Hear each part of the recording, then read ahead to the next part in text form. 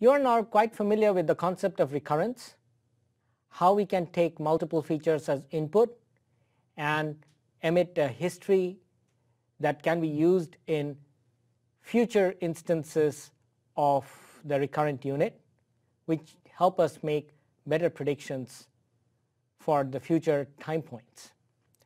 Now, before we get into this module, which is going to talk about a problem with long set of recurrences, also known as the vanishing gradients, let me update you and bring to your focus one aspect which will be very important in understanding vanishing gradients.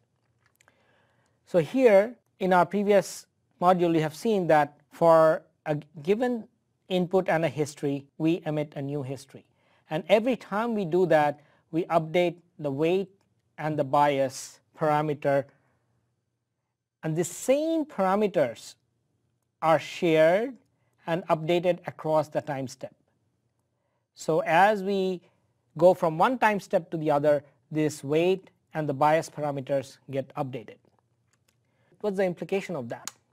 Let's take a step back from our time series example of the solar panel output, and for a moment take a pause and switch ourselves into the world of text, where each word can be thought of as a time point, as a sequence.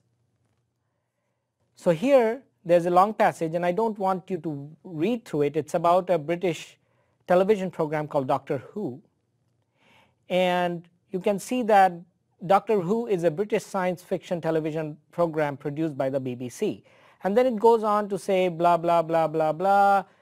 There is this sentence, this television series produced by the blah. Now think of building a model where you take each word and generate the next word. So you start, say, at time t with doctor with 0 history, and the output of the model is going to be who, the next word. You continue to do so, like you feed the next word as your input to the model, and it emits the following word, is. And you continue to do so until you reach this particular the, which is here. And at this point the right answer is B, B, C.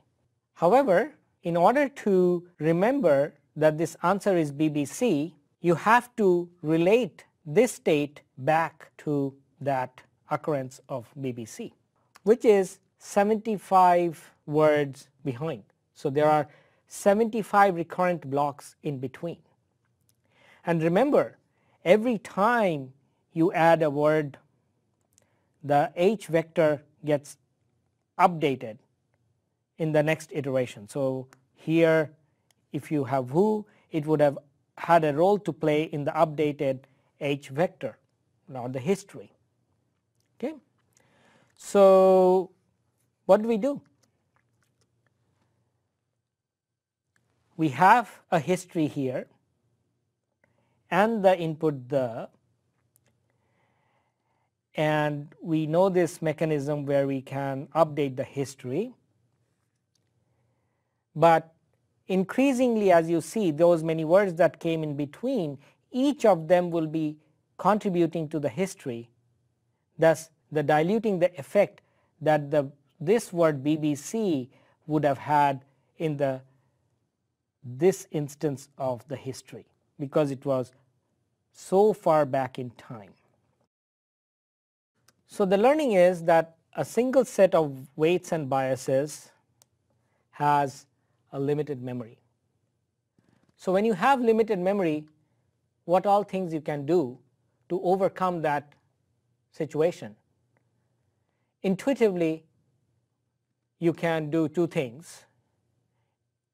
I would like you to take a moment, think about what those 2 things might be, and in the next video you will see how we can incorporate some of those intuitions you might already have, and I'll go into some more of it and introduce you to long short-term memory cell.